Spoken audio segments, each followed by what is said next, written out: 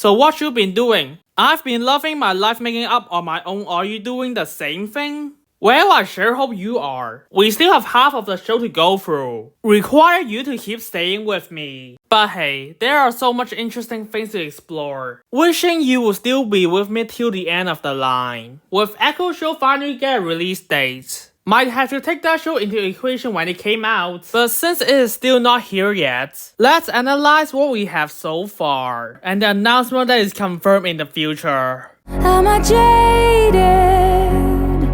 Am I meant to feel this way? Wishing no longer be. With each thing makes me more and more depressed. Not to even mention the writer's strike situation. Expectation is very limited.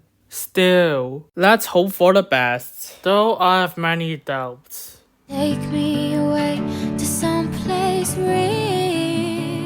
But when I met you, I felt like I wanted to save you somehow.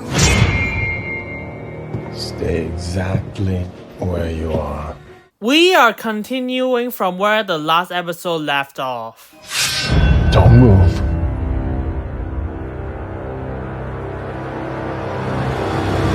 Let's finally see his reaction. Oh my god. You're Archer. Oh, he is shocked and excited, putting his sword down knowing he means no harm. Certainly a very interesting response. And also, he has the skill to do something like this, which is pretty consistent as he can parry Kate when he's not looking. Doing more for his character in terms of skill set and traits. Or maybe not for the latter if they reveal he's the killer.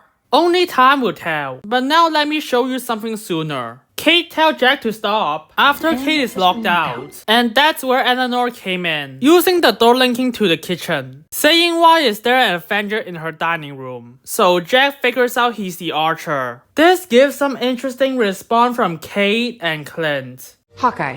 Clint. It's the branding issue, I'm telling you. Yeah, sure. Referring to this thing again, insisting he needs a costume change. And despite Jack didn't immediately recognize him, Clint still doesn't want a flashy costume, which is in line with the last episode. On top of because Jack is too excited and is said Archer, not because he doesn't know he's Hawkeye. Seems like neither side have flipped their minds yet.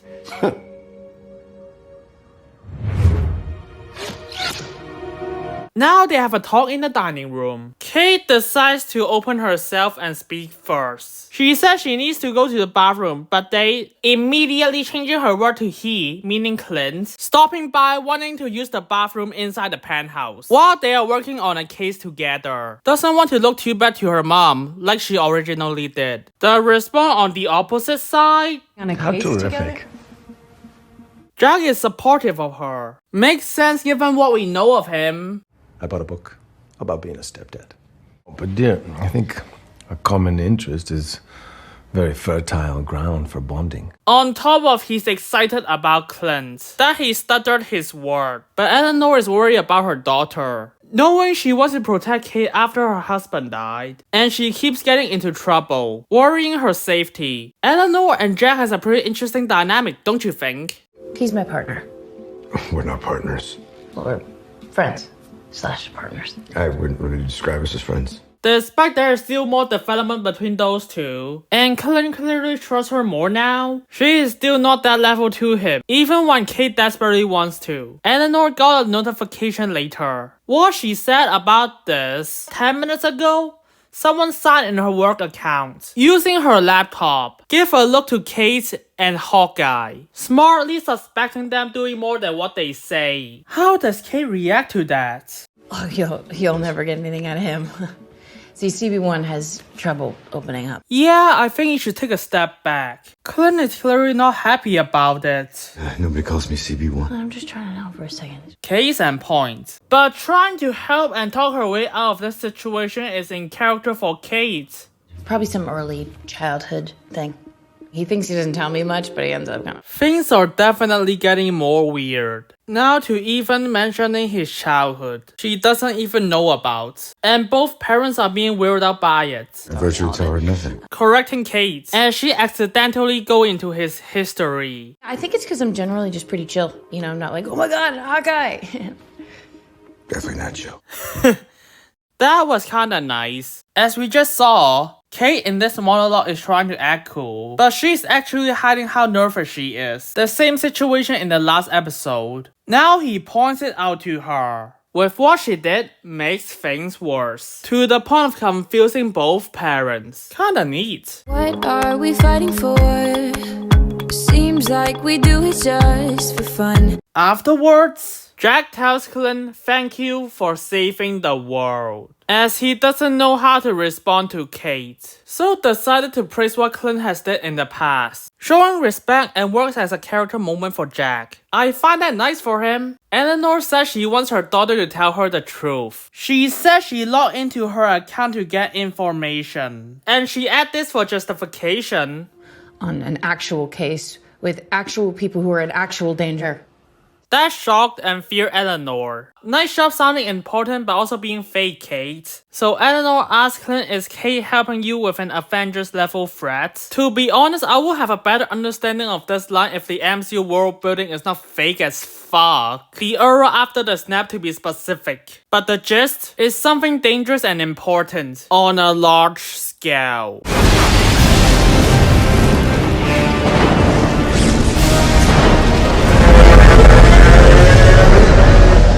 That is an Avengers level threat. He said not exactly, but unfortunately, she said but you are working together, despite not dealing with an Avengers level threat. Considering that, they both looked at each other, until Clint said yes, to discuss his true intention. But also because of this, Kate is happy he did so. Really glad for her. Eleanor has some doubts, but eventually she accepts. Seems normal. She even said this right after. Well, I guess I'm just gonna have to trust everyone at this table to do what's right. That sure are an interesting set of words. We'll come back to that. Keep this in mind. Until I got to the last episode, Clint sees the Ronin blade, used by Jack beforehand. Jack displays swords in the living room, even next to the kitchen. Being a sword expert himself, it's fine. Clint is thinking of doing something with it. With Kate wants to go away, but her mom tells her to stay home, keeping Kate with her when she could. Not all the time though. She's 22 and a uni student. Any parent will know you can't hold their daughter like this forever, even if she's protecting her all the time. She wants to see Clint out afterwards. With that, Clint responds with he will get his coat. Yeah, he had one in the last episode, just in case someone forgot. Eleanor walks away while touching Jack's shoulder, a way of showing that she does care for Jack. But upon rewatching the show, it might be foreshadowing of some kind. We'll see. Kate looks at Jack and decided to walk away, still not showing trust to him. With that, the four-way talk is over. And what's coming is a conversation between Clint and Eleanor. I find that very interesting. Let's analyze in detail. Here's how it starts. Let me clarify. Yeah. She is not a superhero. Referring to this line, Well, I guess I'm just gonna have to trust everyone at this table to do what's right. combining the meaning, Eleanor trusts Clint of how to keep Kate safe. She is not. As we know, she cares about her safety. I know that young people think they're invincible and rich people think they're invincible, and you have always been both, so take it from someone who hasn't. You're not. You will get hurt.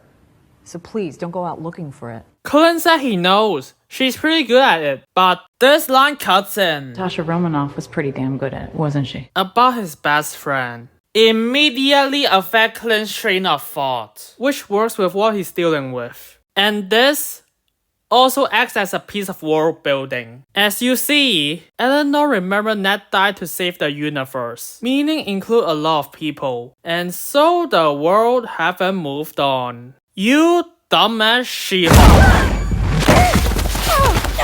Being good isn't always enough to keep you alive. Saying Kate could die like Natasha, and he can't guarantee everyone will be safe. Appealing to his guilt. It's just one of those days. It can't be undone. Or that's at least what the red floating guy had to say. We did it.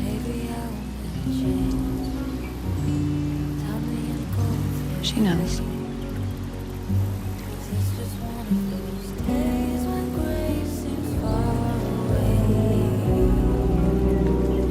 I know it's confusing and it sounds manipulative of why she said it this way, but trust me, it's smart and it makes sense. I just need some time. Clint got it, but Eleanor still holds him from getting into the elevator. She still have more things to tell him. She asks Clint does he have kids. We, as a viewer, knows that Clint does, but not to Eleanor. So she assumes he does, appealing and hoping he understands what she's feeling right now, explaining more of her side of things. It's been a rough week for my family. But I am letting you know that I cannot lose Kate. She's right. Given the situation they have been in, and how she worried for her daughter when that happened, it's reasonable she will feel this way. But Eleanor still doesn't stop from this and keeps going. I've lost people before. I know in your line of work, you have too. We know this is about her husband, and she hasn't forgot about him. You get that from your father, you know. With that reason why she wants to protect Kate that much. This reminds Clint the thing she just said. Being good isn't always enough to keep you alive. Keep emotionally appealing to the Avenger by sharing similar things they have. The result of what Eleanor did, Clint said he understands. Okay. Heavy words are hard to take. Under pressure, precious things can break. Eleanor asks, so you drop this case? After she emotionally appealed to him long enough. Knowing where she comes from, makes sense she finally asked that. After all of this, but Clint say, I can't do that. But what I can do is ensure that your daughter stays safe. Okay? With last episode's info, The tracksuits have connected us both to Ronin, and it's pretty clear they're not just gonna drop this. he still has to protect Kate. Can't just leave her unless there's other reasons. Also, he has to help Kate with the Armand situation. That is tied back to him. All because of Kate. These two events have officials wondering if indeed the Ronin has returned to New York City, if he may be responsible for Armand Duquesne's death, and what he may do next. They even found potential evidence. Couldn't just drop the case. Eleanor sees it with more concern in her eyes, leading to her immediately pick up her phone, saying it's an urgent matter. With this convo over, great talk. One that shows her intelligence, with how and why she cares so much, leading to Clint understands her, contributing to the major payoff of this episode. But you have to be patient for over an hour. Now we head to the next scene. But wait!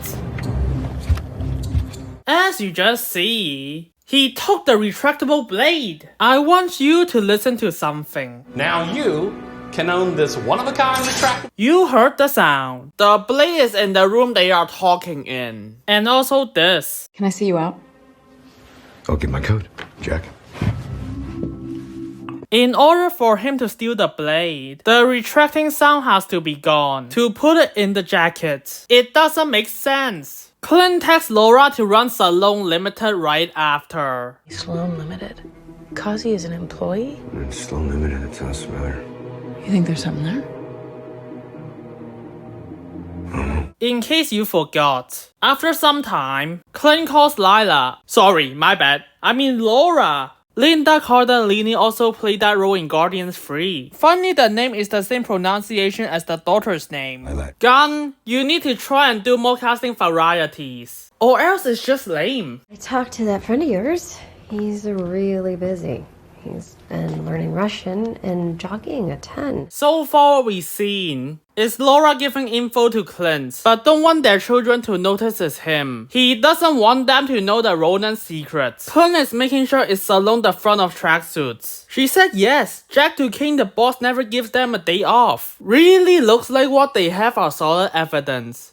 And this is what Clint said afterwards. Jack's the CEO. He's laundering money for the big guy? Another tease of this person. As in the last episode, we know Echo works for the big guy, but please appear as soon as possible. So you will have time to establish the threat and the person. Let me guess, you're gonna need another day. Given Clint has asked her for more information, of course she can tell that is the case, cause she and her family wants him back. Yeah, look, this kid I'm helping is stuck in the middle of this, so I can't leave until I know she's safe. As I mentioned, this is the explanation of why he doesn't just go home. It does hurt him from the inside, but this is the heroic and the right thing to do. She says she's wondering. Proceed to change her language and ask, anything else goes missing from the compound? You mean the Rolex? Exactly, said Laura. She is remembering something very important to her. Something she has to ask right now. It will make sense if we skip to the final episode, so I won't talk about it right now. Aside from, nearly every Avenger spilled blood in the Battle of Earth. Even Carol Danvers. In the aftermath, some were sent in to collect that DNA. Some with the ability to blend in. Nobody knew about them but me and the collectors, led by Kazi. Yes, they eventually spelled out what happened afterwards. Things after killing Thanos and his army in secret invasion, which is exactly what I said. Damage control cleanup. Now adding the context of Skrulls led by Nick Fury inside. So you are responsible for all this? Yeah. Making Clint even allowed to be in the compound impossible. Include getting the watch. Fury is at the end of Endgame, commanding a group of Skrulls. No way Nick will even allow Clint to be there. We get them in a fight with the Skrulls, and next thing you know, they find themselves duplicated and turned into terrorists. Not that you even need that reason anyway. It just hammers it down more. I guess that's one thing I can give Secret Invasion credit for. But for anything else about the watch, please wait and just trust me. Lila? No, not Rocket's friend in Guardians 3. Clint's daughter Lila, who has the same pronunciation, tells her brother is dead. That is pretty smart of her. Also showing they both miss their dad. And she knows the news will be upsetting. But responding to Laura's question, this is what he gives. I don't think so. I don't think so. Why? Wasn't that destroyed like years ago? This is the only correct assumption given what we know in Endgame. Clint is right to expect that. Well, I thought so. But I thought the same thing about your fancy outfit. But she's right. Even his jacket survived. It also means Clint thinks that jacket is destroyed as well. Further supporting his case in episode 1. Why the fuck wouldn't he expect to be destroyed, honestly? Clint thinks for a bit and said it's worth looking into. As we, the audience, is being shown the codex is indeed in the auction. Got 90 seconds to find the watch. Everything else is secondary. Initially in the compound which is being destroyed. If you can, check the signal from the transmitter. I will say their action makes sense here, with given what the item is in future episodes, with the jacket and watch inside the compound. Having both characters trying to track the item is completely fine and it makes sense. But the lucky thing for the two, the watch isn't destroyed, same as the jacket, which is another contrivance in the story. That's a shame. Hey, you sound like you've been running around all day. You tired? They say home is where your heart is set. But I do appreciate Laura. She supports what he's doing, but still cares about his well-being. Yeah, I'm a little banged up, but nothing's broken. Hey, put your feet up. Ice them if you have to. They support each other and understand the other's worries, advising and doesn't lie about anything to one another.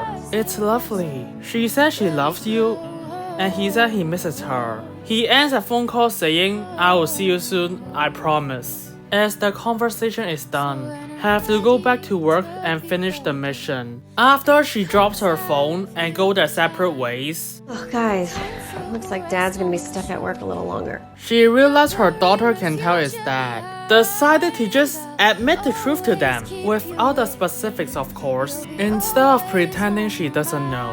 It is a nice thing for her to do, despite they will be upset by the news. It is still better than pretending after they figure it out. Let's just wish their dad can come home sooner, fulfilling their Hold promise. your brother's hands. I love you guys. Love you too. It's gonna be the best Barton Christmas ever. Alright? Then we cut to Haley lying down, in position, looks like she wants to. Oh, sorry, just ignore that. After Clint finished talking to his loving wife, Eleanor talks about Kate to Jack. Obsessed. Completely obsessed with Clint Barton. ever since the attack. About why and when she looks up to Clint. Consider he saw Kate really wants to work with him, but Eleanor's tone isn't very accepting. He says, She's awfully composed around her own idol. If I ever met Huey Lewis, I'd be a wreck. Showing understanding and even defends her. It makes perfect sense Jack will reply that he is trying to understand her and be his stepdad. Also, base appreciation with Huey Louie. Kate's always been confident. Never had to worry about her on that front. But yeah, she still ends up complimenting her daughter, willing to go after what she wants. Still a caring parent. She smiles but also looks over her with concern, measures what she says and the situation came before. Jack noticed she has a pre-headed look and decided to get her some tea. Also for Kate. A very kind and caring thing to do, but Kate refuses. Once Jack leaves, Kate says she really needs to talk to her about Jack. From the suspicion she has, try to warn her mom again, despite she doesn't believe last time. Naturally, she wants to change the subject, and wants Kate to give Jack a break. Meaning the concern she thought Kate has is not accepting Jack as her stepdad. She still doesn't have solid evidence. Can't just argue like the last time, then just kiss and make up. Scream and we shout, make up the same day, same day. Now Eleanor needs her daughter's help in some things in a holiday party. That we will see how it is like in the finale. But Kate says she's not in the mood. Eleanor replies she's great at these things. Afterwards, she imitates the tone that Kate used to talk like. For further persuasion. The party's non-denominational, encourages company camaraderie with a festive spirit. Dramatic word salad for promotion. They make you cooler, but I think with all the scary stuff that's happened since the Avengers appeared, people don't want that cynical, cool thing anymore. They want sincerity. Is that right? Not self-seriousness, but heart on your sleeve sincerity. Really close. Sounds like a boss already. Oh, the irony. Jack came back and asked about the party. Wants to make sure there's plenty of dancing. So do I honestly. I love people performing in elegant movements. A form of art they use to express themselves. It comes in many shapes and sizes. But unfortunately, Eleanor doesn't dance. But Jack begs it differ and teaches her how to dance. He's such a romantic person. It sure helps bonding and shows he wants them to accept him. That even Kate smiles by proving her wrong. What can I say? I do like a good dance, no matter what. I don't think I've ever seen you like that before.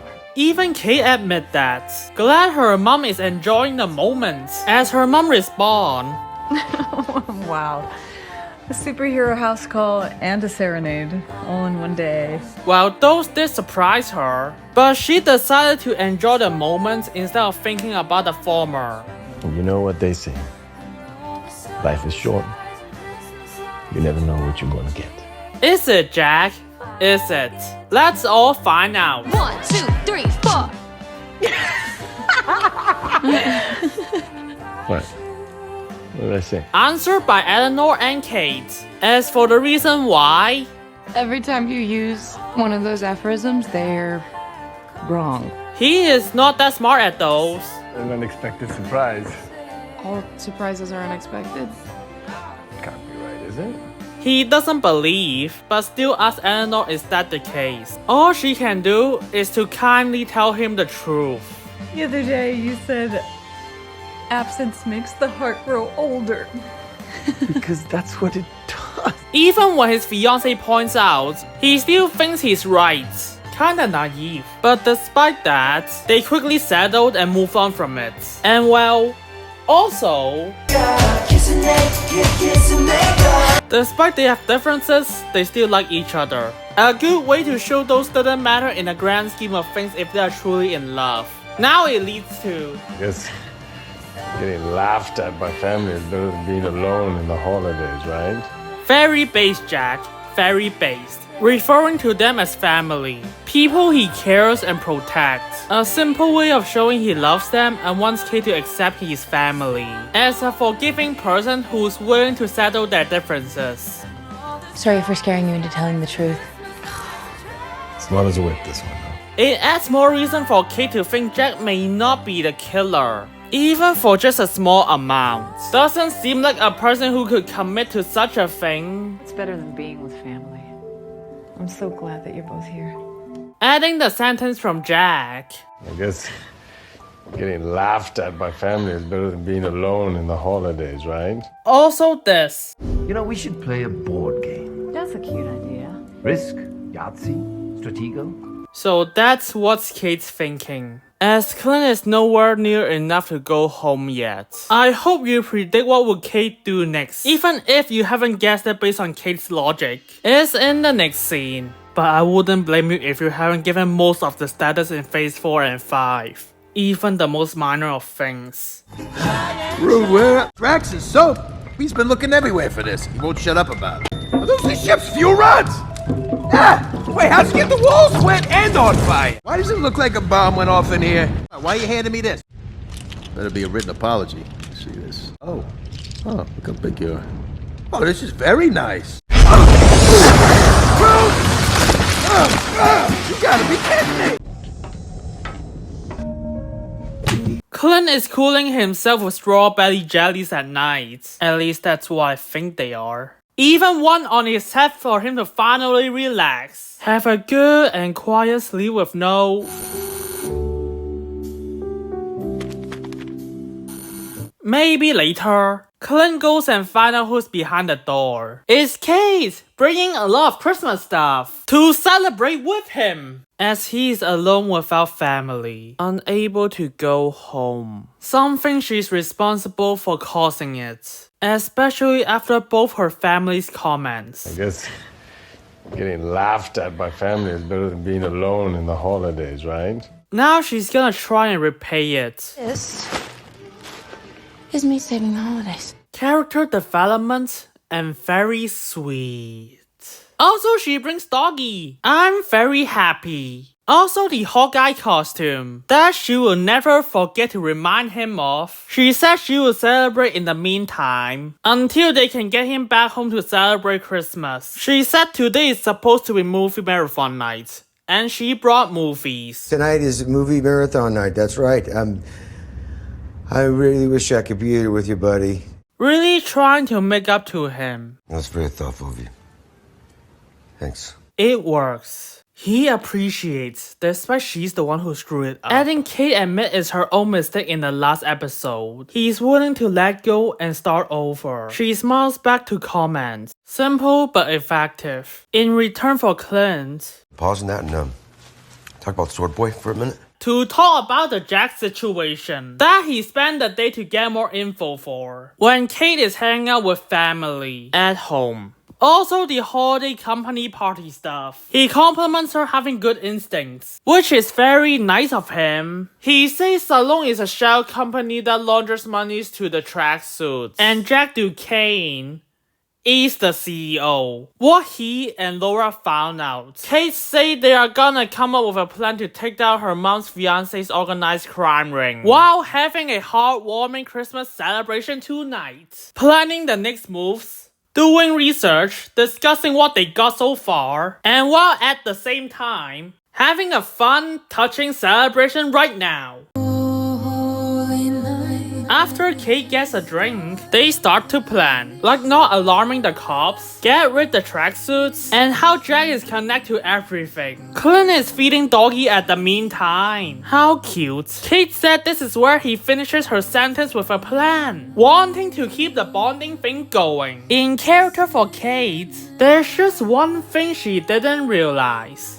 Planning's not what you might think. If you go through the MCU history, it is always Cap or S.H.I.E.L.D. do the planning. Long-term planning is not something he does, aside from things more quick and simple, like his plan to rescue Wanda. But even that wasn't well thought of enough to counter Vision, if not for Wanda. After making a dry erase comment that Kate fucked that up, that's in line with her. Next scene, she asks how to get more trick arrows, but he said there are no more trick arrows, even in the world, as Clint is retired, and Tony Stark, the person who supplies the Avengers, is now dead. He said he still has more trick arrow heads that we'll see in the final episode, but he can't put it in any other shafts, which is actually a thing in Avengers. Nice detail being followed, so they have to get the shafts back. Next scene is Kate hiding the markers in the Christmas tree, a continuation of this joke. I find that charming. After is her asking Clint that he thought of boomerang arrows. I can tell they are referencing the arrow from the comics. But Clint tells her, why would I want to use these arrows? She said they come back. She's referencing they have to pick back the arrow shafts. He said they come back at us. And she said they have to dodge. And Clint laughs. I do like the whole scene. In character and funny. Not impossible. The first arrow you release just has to be wood. So when you release the second one, splits it right up the middle. Announcing his accomplishment like this, that he's gonna set up something in a future episode. Call bullshit. I've tried it. Well, I've done it a few times. Which once again showcase one is still better than the other. She has much more to improve. She asks does he know any other tricks. He responds to her, I could knock somebody unconscious with that, like 20 feet away. No, you can't. I can use a quarter or a nickel, dime's too light. Seems interesting. So she asked him to prove it. In a jokey manner, she said, or else she would tell everyone Hawkeye is full of bullshit. Very cool. But I'm not surprised like Kate, cause Clint's aim is not limited to a shooting weapon. Clearly retirement doesn't suit you. Got tired of shooting golf? Well, I played 18, shot 18. Just can't seem to miss. By whom? She asks him to teach her. He agrees, instructing her to hit the TV. After he instructs, Kate tries and fails. He teaches her again and again, still doesn't work, until finally... It must be a relief. After many attempts, still, congrats to her. What? Holy shit! Even Clint congrats her. Sure.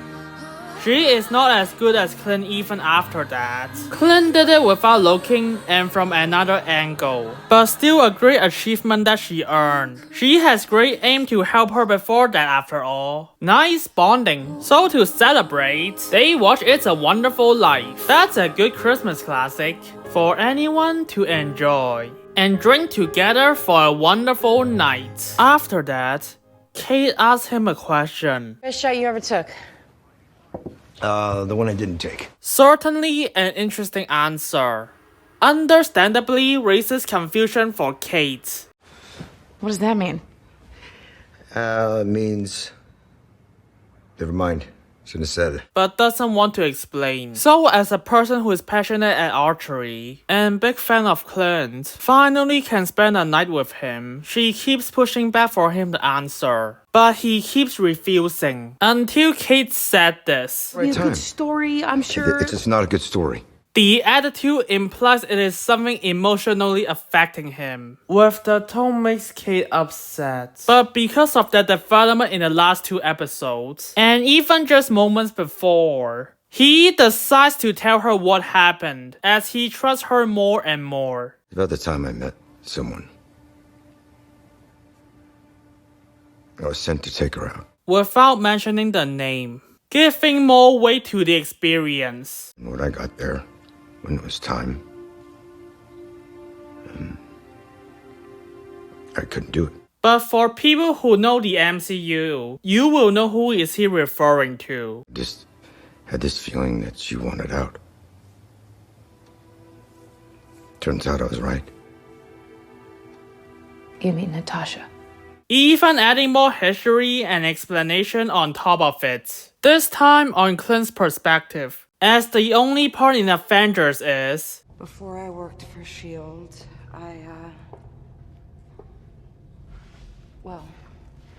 I made a name for myself. I have a very specific skill set. I didn't care who I used it for. Or on. I got on S.H.I.E.L.D.'s radar in a bad way. Agent Barton was sent to kill me. he made a different call. That is still really good on its own, and even did more than her own solo movie that tells her own story. Now the show decided to explain Clint's side. The piece fits with what we know of the story. Not only this adds to Clint's grief with Nat, especially from the next line, She was the best there was. at the same time, that's in character. Once you think, Clint has always been caring to everyone, despite the times he doesn't put it on his face. How many agents did I get? Don't do that to yourself, Clint. He empathizes with them even when they did something wrong in the past, as long as they are willing to change. Doesn't matter what you did, what you were. If you go out there, you fight, and you fight to kill. Stay in here, you're good. I'll send your brother to come find you, but if you step out that door, you are an Avenger. It adds up he will spare Natasha. According to Black Widow, yeah, I know everyone wants to forget about that movie. It's just, this is where Nat's situation is explained. And you? You got out. Drakov made sure no one could escape. His explanation on Black Widow's part, but works in favor for Hawkeye, rescuing a victim who doesn't want to be that anymore. I got red in my ledger. I'd like to wipe it out. On top of all of this, it will influence his decisions in future episodes. You will see. So yeah, great moment. Just a warning, it won't be the last time I will bring up and analyze with Black Widow. At least you don't have to watch it several times. Kate apologizes for pushing him, and Clint's response being, Sorry, it's when you do what I do for a living, it's just a game of managing loss, right? really trying to make Kate not that upset, despite he's the one who gets more emotionally affected by it. Kate looks at how Clint watches It's a Wonderful Life's ending. Just in case people don't know what the ending is, the main character goes back to his family after being a ghost and realize how the time will be if he doesn't exist. That's the fake version in case you haven't watched it. Because of this, and the things he said to her before, along with the phone call Clint has with his son in the last episode, leading to how he reacts to the conversation. She puts 2 and 2 together. You lost your family in the blip. Yeah. Like half the world. 5 years you did barely anything with the blip. Now we're getting a bit more. Marvel will never do a full show or movie about a blip era anyways. I guess this will be something. She said it must be devastating. He said there are no words. With Kate adding that info she found out. With how much he wants to get the suit back. With this happened. You can't say who Ronin is because it's someone close to you, isn't it? It's your job to keep their secret. She put this together. Is that where you met the Ronin?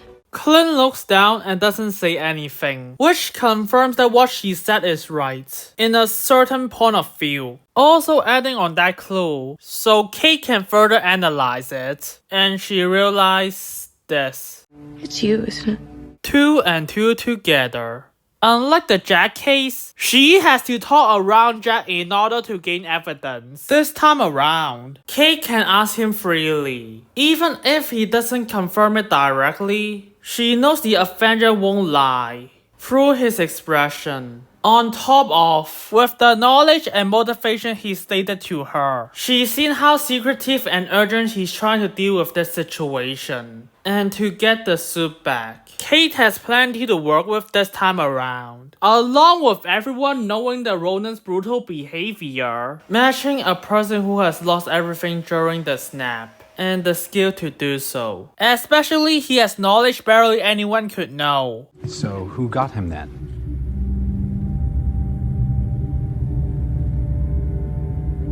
Ronin hit the supplier on the other side, and then hit tracksuit upper management. So Ronin is dead, and the person who killed him is dead. That's convenient. How do you know this? I was there. And yeah, Everybody dealt with the blip in their own way. answer still slightly surprised her. Process what will he say next. After the confirmation, he said he's continuing what he is trained to do. Kate, based on how Clint influences her, and what she knows of him, said protecting people. And there's actually another implication. She doesn't view the Ronin as a bad guy. He continued doing what he was trained to do. Protect people. Continue his job during the snap. Confusing at first but clear when you look at it closer. The Ronin decimated the criminal underworld of this city, almost completely annihilating the status and power of the head of organized crime. The Ronin brought a brutal form of justice to his victims. Authorities believe the that's assailant amazing. to be the Ronin, the Isn't that mysterious awesome, figure Dad? who terrorized organized crime in New York and elsewhere. A world feel very supported by the world building. That's why she will not have existential crisis knowing this. Will more so empathize when he explains further. Keep this in mind when I am going through this scene. Clint counters by saying hurting people, instead of protecting people like Kate said before. Once again clarifies. Investigating first, but in the end, my job has always been to hurt people. That might be his view of his job. What SHIELD or especially Hydra taught and trained him to do. Bullets, arrows. Agent Barton was sent to kill me. He made a different call. I need eyes up high with a gun. It could be. I mean, this happened in Ant-Man and the Wasp. Dr. Foster did his best to keep me safe. But others at S.H.I.E.L.D. saw an opportunity in my affliction. Trained me to be a stealth operative. They weaponized me. I stole for them, spied for them. I killed for them. In order to make Clint feel better, Kate say, You were a hero. as she thinks what Clint is doing is noble, or at least doing what's right no matter the cost. But he points out, That was a weapon. It was aimed by the right people, the right targets, so... oh, so that's his view. I've got a job to do. Not wrong at all. Even if Hydra might be behind his training, and they do send agents to hurt the targets, especially Ghost herself has been trained to be used as a weapon by S.H.I.E.L.D. infiltrated Hydra. But being the Ronin is his choice. He's blaming himself with the training he possessed, using it and doing something he hates. You made mistakes, but those are behind you. And what came before won't count anymore. We can try that. Wanting to make him feel better, but there's something she missed. No, it's tied to me. Tied to my family. Well, yeah, result of going around the world for a rampage. Okay, because the person that wore this suit made a whole lot of enemies. Alright, and the tracksuits are just one of them. Now the tracksuit is able to get a hold of it. And despite Clint clearing up Kate's name, they still have doubts about it. The tracksuits have connected us both to Ronin, and it's pretty clear they're not just gonna drop this. Reason why he put everything on his shoulder. Well, at least it was my mistake, 'cause I choose to be this way. That's why I'm here. And I can't go home till I fix it. It is tragic, while trying to fulfill his promise to his family. But he has to keep them safe first, from the mistake he caused, protecting his home. I really appreciate what you did tonight.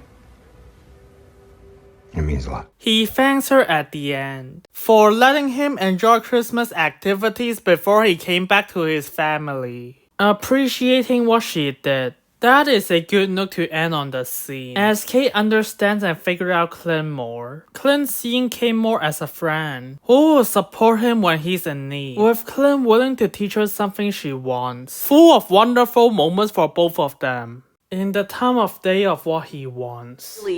He knows this character inside out. So I think it's very important to Jeremy to make sure that what we're establishing, what we're continuing to tell about this character is true. And Jeremy is very much into the truth about the character. So he puts in the extra effort to make sure that, you know what, this does make sense. The lines that he's saying is correct and true to how Clint Barton would react. Clint says she should get some rest. cause they have a big day tomorrow. He doesn't need more reminders of all that's been broken. She agrees and leaves him after saying goodnight. Let him process his situation and let him reminiscence of his family. Ridiculous. Yeah, I like the whole thing. Hey, Dad. Hey, Lila. Hey guys, what's up? What you doing? What are you doing? Yeah. All right, let's go. All right. Let's show Mom what she's missing. Yeah. Come on. I love you guys. Love you too. It's gonna be the best Barton Christmas ever. You have a cut on your forehead, Dad. What's going on? Should we be worried? Oh, it's amazing. The Ronin. I've got a job to do. For our ugly Christmas sweater party. You ready for that? I love you. Bye, Dad. Bye, Dad. Don't worry. Come on.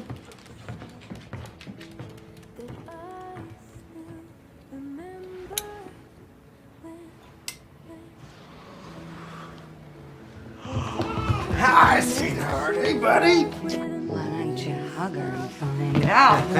Good job, Hawk.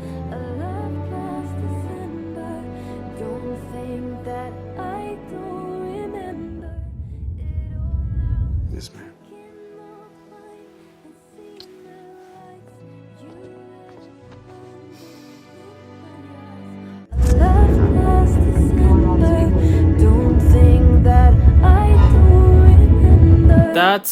That's one of the flashbacks for Clint. After he turns off his hearing aid and goes to sleep. As I just presented, you got that idea. Killing all these people isn't gonna bring your family back.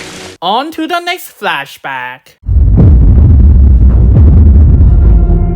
As you can remember, this one scene never happened in Endgame, which is interesting to witness. Of more ways the Ronin approach the organizations. Just two people and the Ronin easily cut them down. For 5 years you barely show anything during the snap. This is at least something. And correct me if I'm wrong, this is like the second scene they show events during the snap. After the movie Avengers Endgame. And the other one is also in Hawkeye. I'm sure you absolutely care about your own world building, Marvel. The last flashback is a Natasha death scene. Reminiscing Natasha, remembering how much she impacts him and saves him. Not just physically, but also mentally. So he don't have to stuck at the Ronin mindset anymore. Ending all the character stuff in this scene. I'm just glad this is what they really want to focus. It's honestly beautiful whenever it's a logical character exploration. I hope all MCU shows will learn that. It's good whenever there are scenes dedicated to that, instead of shitty humor. Playing around character traits to fulfill your worldview, or forcing more shitty action scenes, instead of focus on the character journeys. Next scene is Clint dealing with the burner phone, presumably to unblock Kate. Evidence in episode 5. And he doesn't have any reason to use the burner phone aside from that.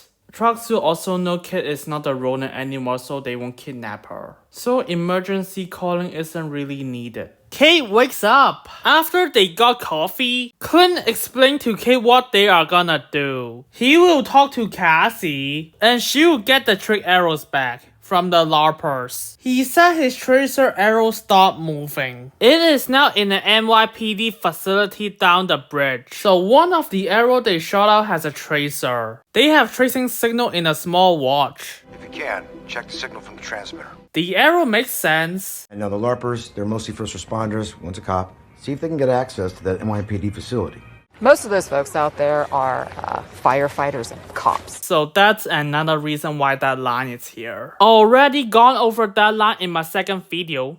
Not a fan. You know, I like to think of them more as our arrows. Something Kate will ask, given how much she wants him to be partners. Okay, go get our arrows. But because of the development and trust they have early on, he agrees with her without arguing, unlike in previous episodes, which is a good development between them to have, agreeing with barely any hesitations. You love me now, and I feel the same way. Alright, there's a deleted scene. So Kate and came back after they tried to hide.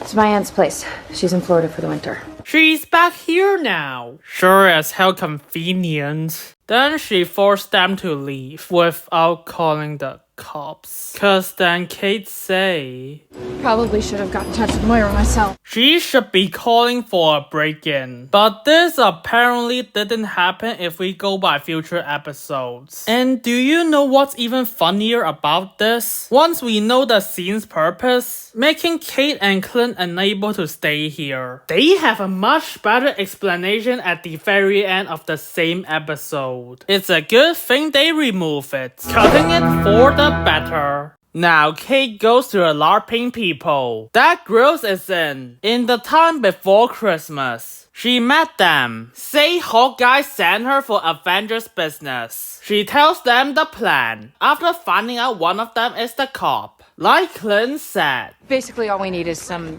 casual run-of-the-mill evidence tampering.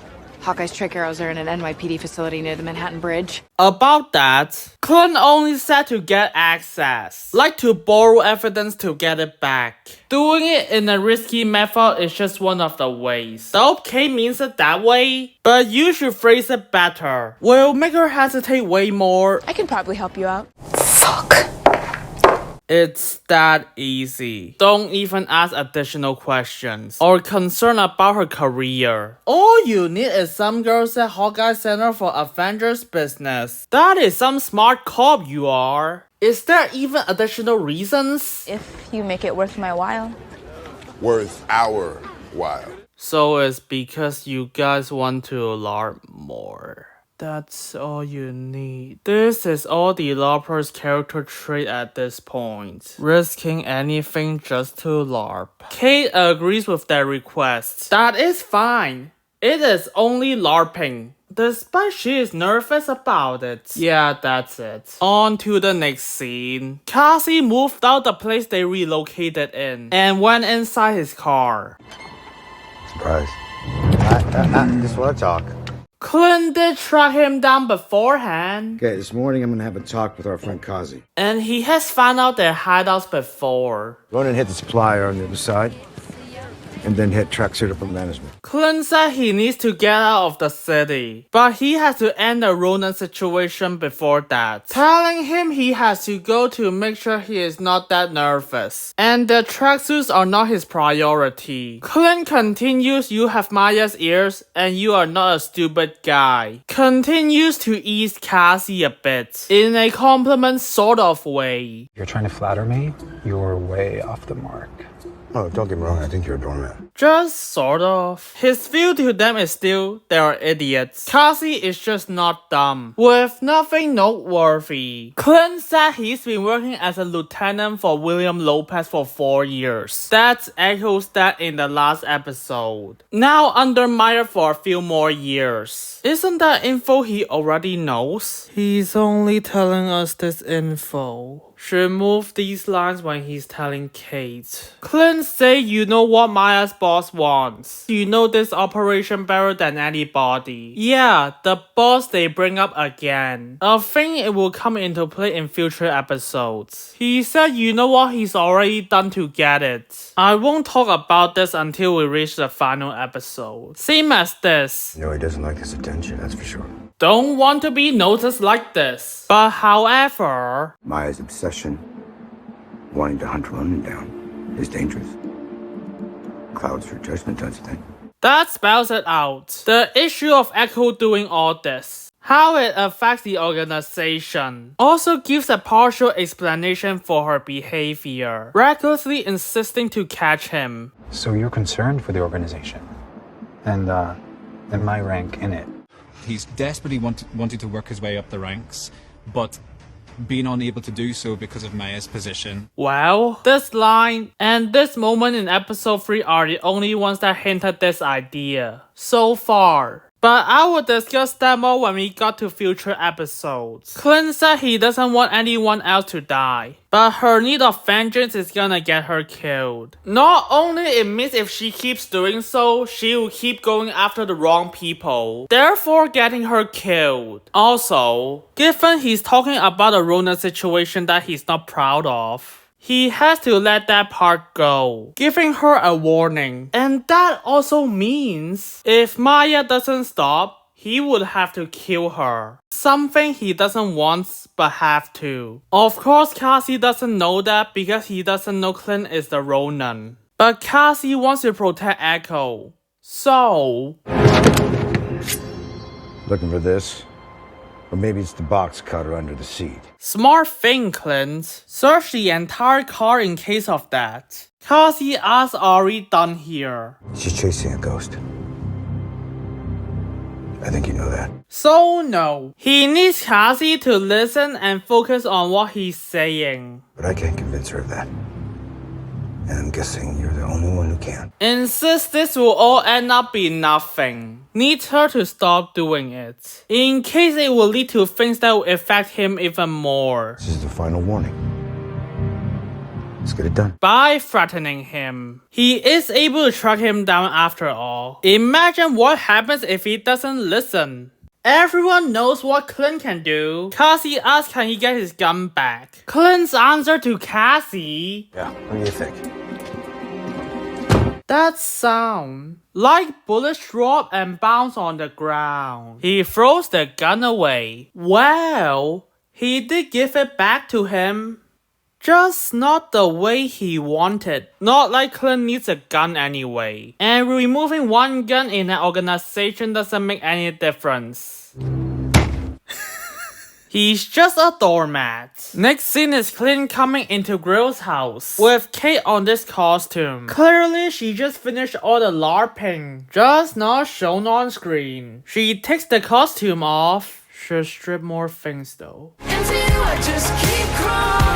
Anyway, Kate tells him the arrows are on the way. Clint sees Kate in this ridiculous outfit later, but she thinks it looks good. I mean, she looks good in anything, or lack thereof. Missy says she made this, and that's why Kate wants to hire her. Then this happened. What if that's our deal? What deal? We get you the arrows and info, and you get us materials for a new costume. They sure love to LARP that much. But that's not what I want to talk. How about enough materials to make your costumes plus 2 more? I know a certain someone who needs a little help with theirs. And bring that up again. Anything to give people more inspirations. After finding out that opportunity, Clint wants to say something but the LARPer accepts already. Have to let this be. Who knows what might happen later. Afterwards, Clint got a text. So his loving wife found the location. If you can, check the signal from the transmitter. So it took his wife 1 day to do so. The watch is in the destroyed Avengers base. That might hurt the tracking inside the watch, taking more time to track and find. Clint got distracted and say I have to go. Kate said you mean we have to go. And he responds with you're gonna have to change. As the cop comes back, gives him the arrow. And this happens after. This is my bag. Some struggle here. Clint didn't bring his own bag, leading to her saying this. My wife gave me this bag. It's embroidered. It says bombshell. Basically, she doesn't want to let this bag go because someone important to her gave it to her. That's it. Of course, that's followed up with our LARPing guild, who only exists to probably fill out any diversity or inclusivity that wasn't covered with the main cast. Please calm the fuck down and explain why that is bad. It is pointless if you say stuff without explaining. Like this moment is the only other thing we know about Wendy. Aside from she's a cop who likes LARPing. Still isn't much. Clint and Kate talks her to hand over the bag,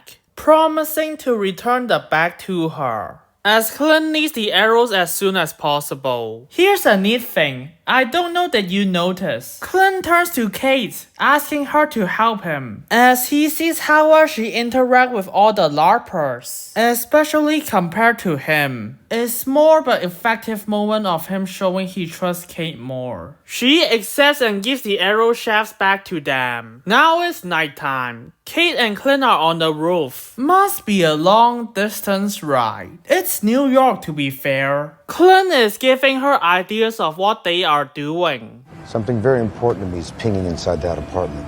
It was stolen from a black market auction. I need it back. Bluntly and telling the truth, without keeping secrets from her like before. Shown well in the development. Clint said there is no light and movement. It is our chance. Pretty nice insight for Clint. Afterwards, Kate asks, This would have been a lot easier if we were on a higher rooftop. That's what you think. Another distinction between them, as Clint points out why she is wrong. You always want to prioritize a quick exit over a quick entrance. So when things go sideways, and they usually do, have an exit strategy. So saying rushing in the situation is wrong. Has to have a good way to escape. That's why I chose this spot. It's got good sight lines for my exits. Being the more important one, he continues to explain his plan. Entry should be easy. It should take me about 3.5 minutes to get in. So if you see anything out here, just give me a signal, okay? Sounds like a good idea. How is he gonna get inside will be explained moments later. But yeah, as long as they are in position, it should be good to go. Kate? And she's gone. Just like that. This took around 4 seconds, at least in estimation. Consider he's talking and in binoculars. To focus on the building so it's fine Kate can sneak off. The distance to the door is really short anyway. So it makes sense. Clint sees Kate is down there already. He contacts her and says she's supposed to be lookout, as they have discussed. As for why is Kate doing this? I told you you're supposed to be lookout. Yeah, but of the two of us, who do you trust up there not to get distracted? Oh, I see. She doesn't think that job is suited for her. But Clint knows that's flimsy logic. It's not fair. That your inability to act like a grown-up helps you get your way. You get under my skin more than anyone's ever been. As he can tell who Kate is. Nobody calls me CB1. I'm just trying to know for a second. It's probably some early childhood thing. He thinks he doesn't tell me much, but he ends up kind of... A virtue tower, enough. Doesn't approve of her inability in this moment. No, it's not. But it is what it is. As we do know Kate wants to be on the action. And not just watching the war from the sideline. However, this actually shouldn't be her response. She is trying to prove to Clint she's worthy to be his partner, and has been spending the entire show doing so. You shouldn't have said that when you have better thoughts and arguments. Should have started the sentence by saying sorry. I just think this is the best option. Instead of...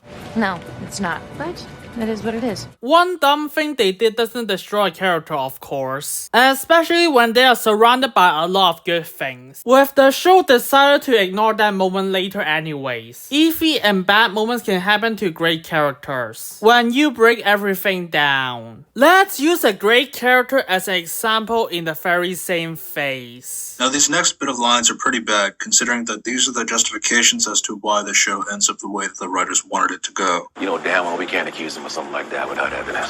Which is why you and I are just gonna run with this one for a minute. Okay. So I take it what happens next isn't a strictly on the books type thing, is it, Cap? Lemar, if we get the job done, do you really think they're gonna sweat us on how? So John wants to go off the books to get Zemo, which he believes will get him to Sam and Bucky, with all of this being under the assumption that this will get them to Carly and the Flag Smashers. Every time I get close to an answer, it slips away. It's maddening. This sort of logic does not seem to follow, considering the mission. Well, they provide the resources and we keep things stable. Yeah. Violent revolutionaries aren't usually good for anyone's cause. This all seems like something that should be on the books.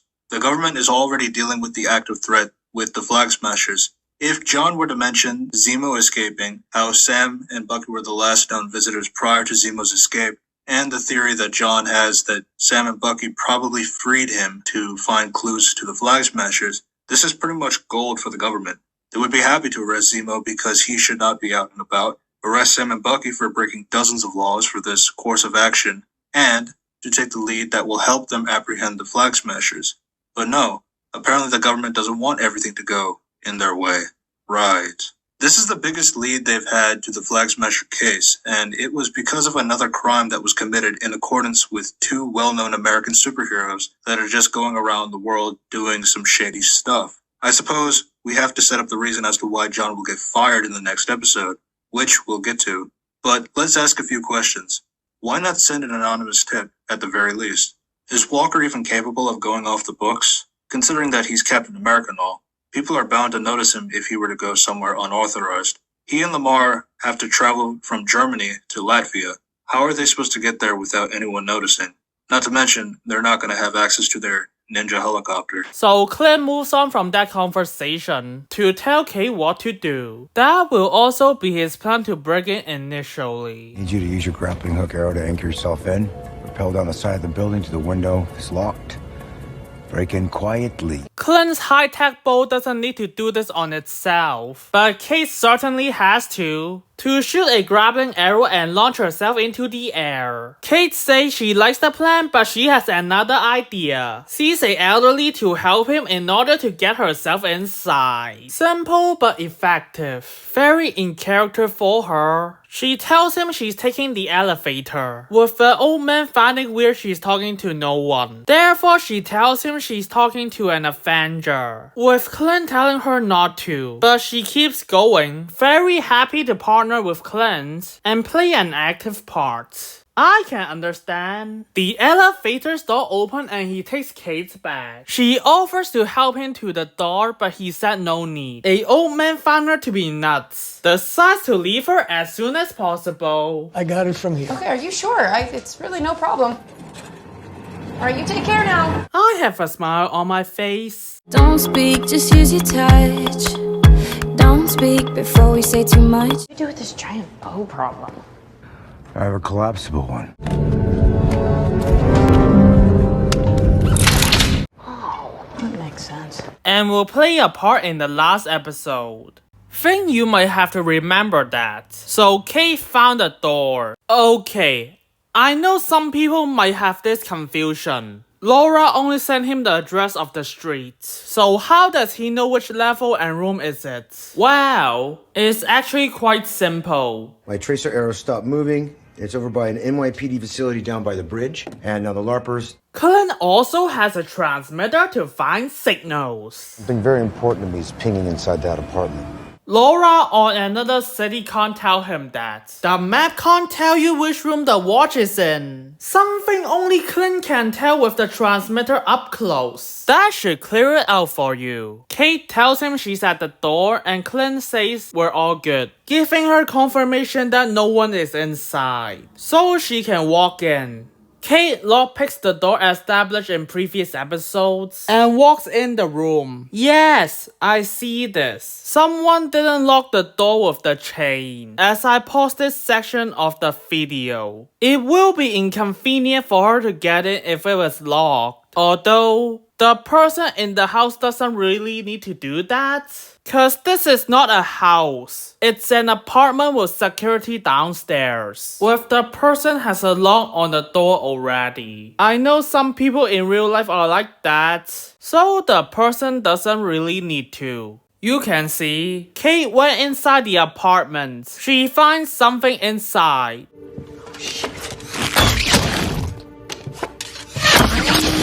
A decision made in a tense and urgent situation. That matches Kate. What was that?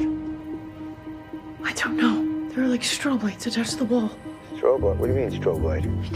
Especially Kate doesn't even know what those are. Therefore, she already made the best in-character decision, telling Clint about it, with Clint trying to figure it. Those might be important for later. Kate is getting scared and asks what they are looking for. Tells her it's a vintage Rolex watch. He didn't tell her that specifically before. Tell me what we're doing here.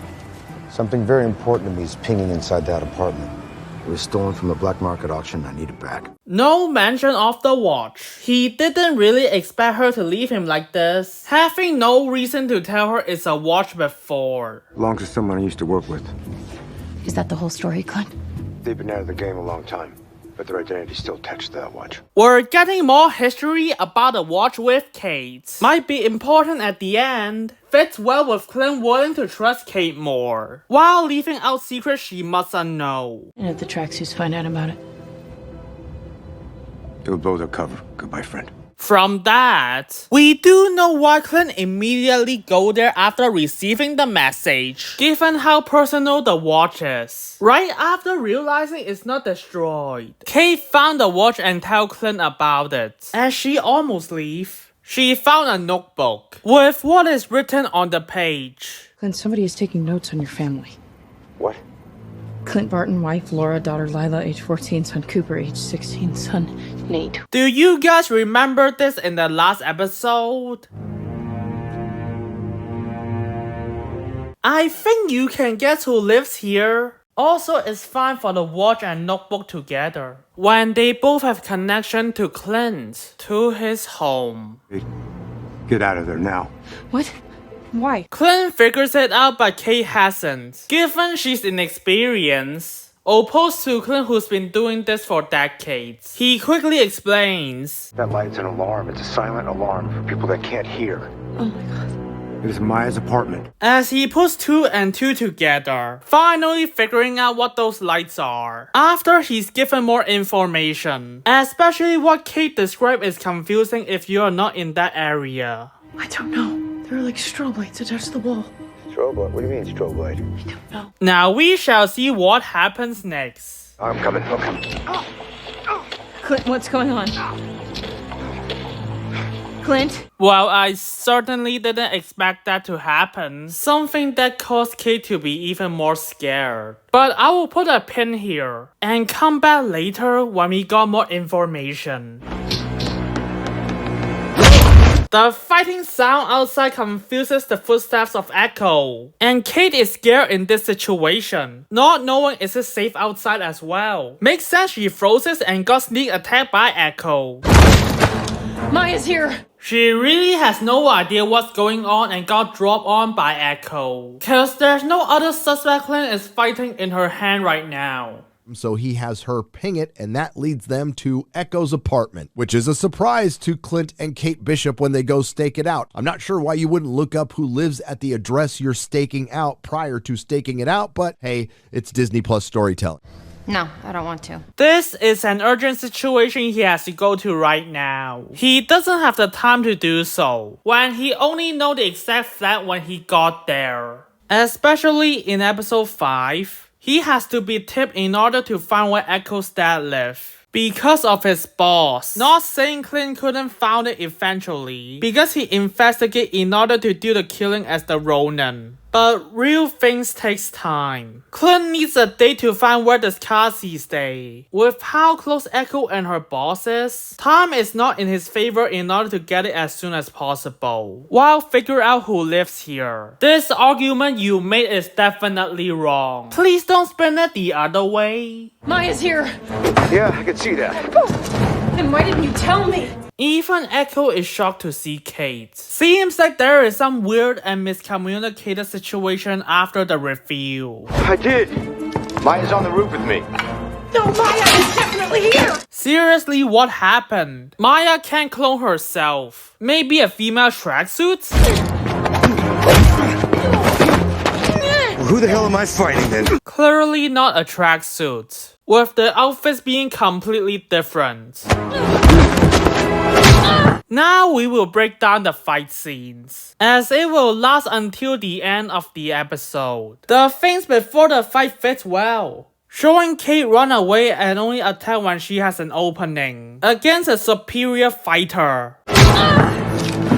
Little help! Oh, that's not good. Echo punches her once and just allow her to talk, giving her time to call Clint, instead of just Echo keep throwing hits like she can do before.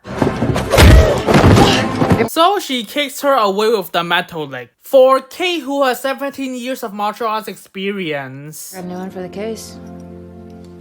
US Open Martial Arts Championship. You're amazing. I still remember when you got your black belt at 15. Did you learn to fight like that? I started taking martial arts when I was 5. No way she got hit because she stands there and do nothing. Even under fear, she's able to react to attacks. And these frames are the same. Is this line a reshoot? Or they messed up in the editing? Both are something Secret Invasion is chock full of. Given the amount of forced reshoots and forced rewrites. Controlled by some very sticky hands. Still funny. At least these two moments barely impact the story. Clint knocked down the person before he shoots a zipline arrow. Afterwards, he continues to fight. I'm fine with that part. Shows how efficient Clint is. Echo gets a knife. If you question why didn't she do that earlier, Kate is in the kitchen opposite of Echo, blocking her way to get anything before. On top of she's not on the ground yet. Allow her to move away when she grabs something. That's why this makes sense. This, not so much. Very lucky she misses that closely. So Kate is able to escape. While it makes sense Echo is willing to kill Kate, especially she did break into her house. But there is just no way Kate will not die.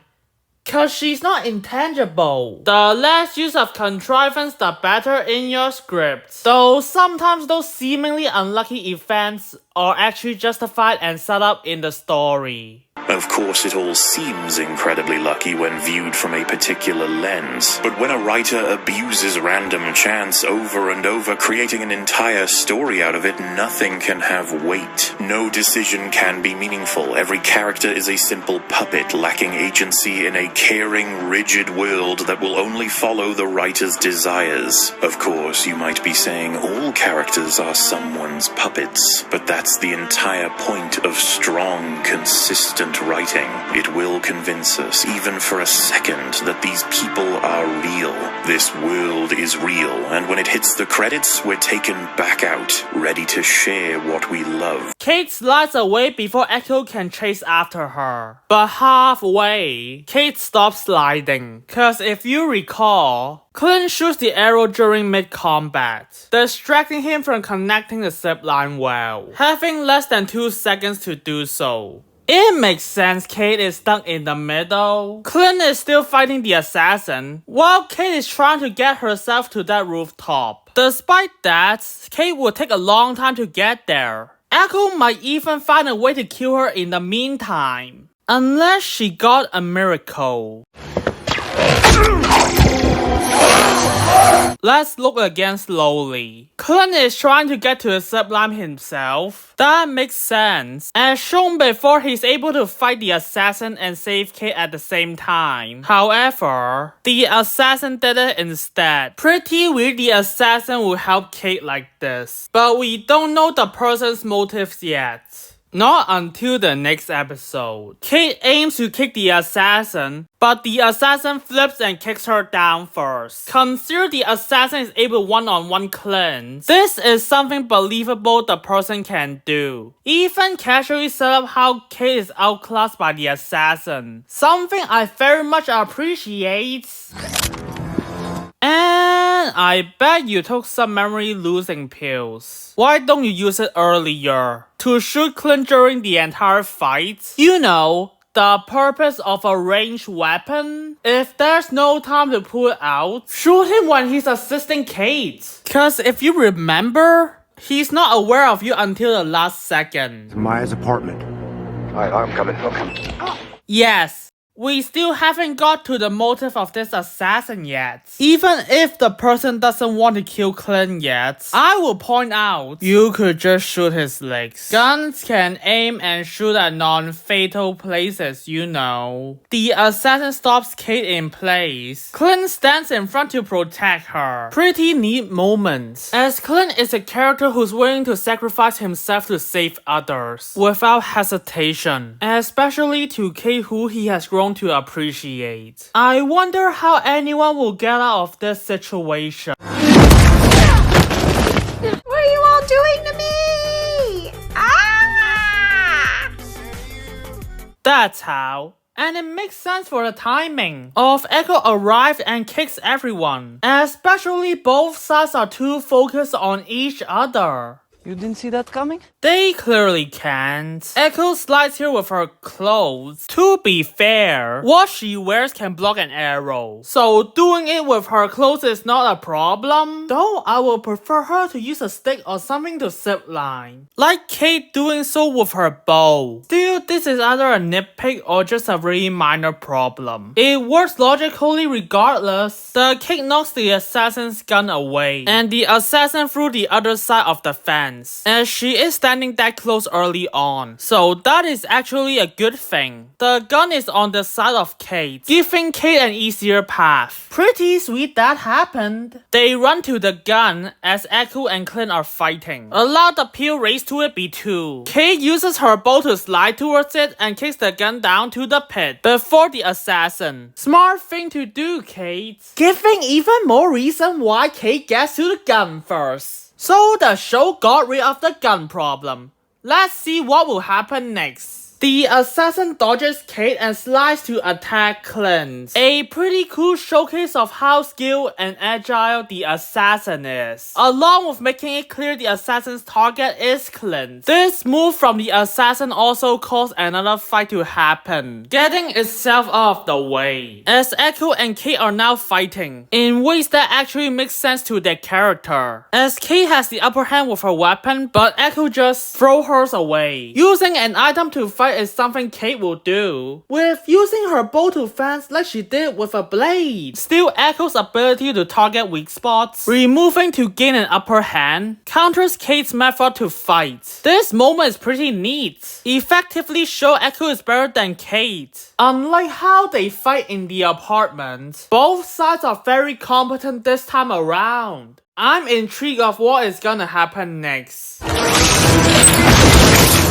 No! You have the gauntlets the entire time? Use it immediately to shoot Clint. Even if you think shooting his legs with your gun is too risky, we still haven't grabbed the motive of the assassin yet, so we have to guess. The widow's spike can stun him easily. As I have said before, Clint doesn't know the assassin is coming. Should have used it right there. Injuries can be prevented at that point. Clint can be sneaked behind by a Black Widow, by the way. And there's something about the widow's spike I found it interesting to point out. So the gauntlet has a kill shot. Some people might ask why don't the assassin use that function to shoot Clint without the need of a gun, ignoring the fact we still don't know the motive of this assassin yet. This function, I will be very honest to you, Dreykov, is utter embarrassing. For one, the Black Widow has to turn it on with her other hand to use it. Unlike the stun function with just one arm, will be tough to do so during close range combat. 2. This weapon creates plenty of sound while charging, I don't want to do this.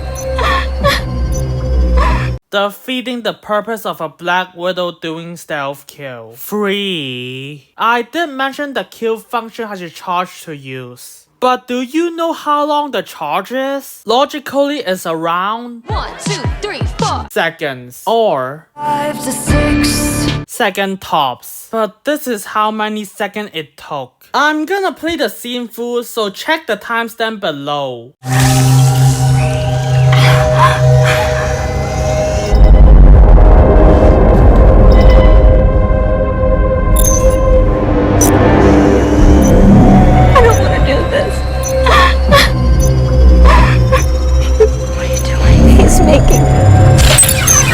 If you have timed it, is at 20 and a gun takes less than a second. Same as the stun feature of the Widow's Bite. Don't expect the Widows to use that function ever again, unless they retcon it in the future. Since the assassin uses the Widow's Bite, Clint knows, based on his previous experience with Natasha, a former Dreykov's Black Widow whose iconic weapon is the Widow's Bite. The assassin is a Black Widow. The same time we the audience figure it out. We know they are scattered throughout the end of Black Widow, now all free to make choices. Some are finding other members across the world, while some others, as we seen in Shang-Chi, is willing to do illegal shit with their own skills. Seems like the case here. The strongest Black Widow are as skilled as Natasha, while the weaker Black Widows can still keep up with Nat. Nat has fought on par with Clint before, and sometimes she even beats him. So the assassin able to fight on par with Clint and could gain an upper hand makes sense here. Same as being very flexible and agile. This is what the Black Widows are known for, including Nat.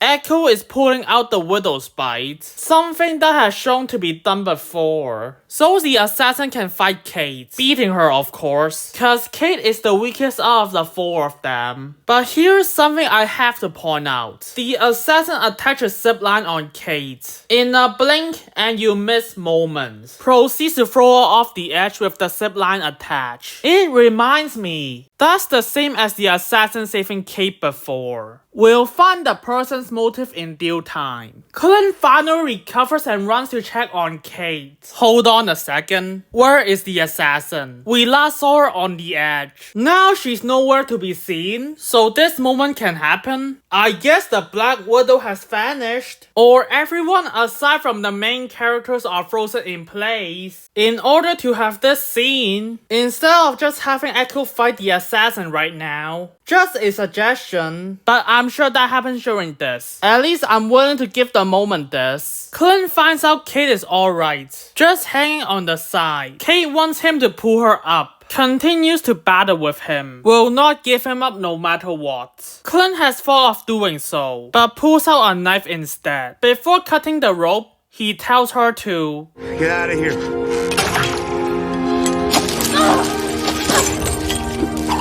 In a logistical standpoint, Clint knows this all checks out for Kate to be safe. He's able to see what's below her to put her to safety. The Hawk? Up in his nest as usual. Agent Barton, report. I gave you this detail so you could keep a close eye on things. Well, I see better from a distance. What makes it better is that Christmas lights are next to the entry to the rooftop. What he has to do is to look up while entering. There being 2 sets of Christmas lights. With the fourth distance being very narrow, he knows the lights can sustain her. Also during the warehouse fight, knowing how agile Kate is, he knows she can catch it. Especially, she has gymnastics and parkour training. So yeah, the logistics side of things works. It all keeps adding up. Now for the character side of things. Pull me up! Get out of here. Kate wants to go back to help, but Clint cuts the string and wants her to leave, as he realizes what the assassin is. Unlike the tracksuits, that is something Kate easily lost to in close range. Even he has been defeated by a Black Widow before. He wants her to be safe. I can't do that. But what I can do is ensure that your daughter stays safe. Meaning he has to fight them both by himself, not knowing what will happen to him. As long as it's not Kate. Doesn't want to lose someone he cares about again. I've lost people before. I know in your line of work, you have too. I understand. Kate drops to the ground and immediately go back to the rooftop. Without any hesitation. Very in character and good for her. Kate will not leave him there alone, despite she is the weakest out of the 4. Might possibly to her demise. Still, while the odds are stacking against her, she knows she's the one who messed up everything and caused Clint to be here. Therefore wanting to fix everything she did to a person she admired. Even grow to become closer to a partner. That's why she won't let Clint down. She will not give him up. It's the one good thing that she got. Kate arrived to the rooftop again and they are still fighting. Here's an interesting part. When Echo get a hold on Clint, the Black Widow decided to punch Echo, despite he is left wide open for an attack. So I guess the female assassin wants to deal with Clint by herself? Removing all interference? Just like she widows Kid's Echo? I need time to find that out. Also doing so saves Kate, by the way. Kate gets her bow back. Echo did throw the bow close to the door. That she can immediately grab it after she opens the door. As she sees Clint is held down and surrounded, she grabs an arrow. Wait, how are you here? You only got punched slightly across the fence. I mean, I know this doesn't impact the plot in any significant way and might as well call it a nitpick when you know what comes later. But it looks like the entire action scene got chopped several times over by something forcing them to.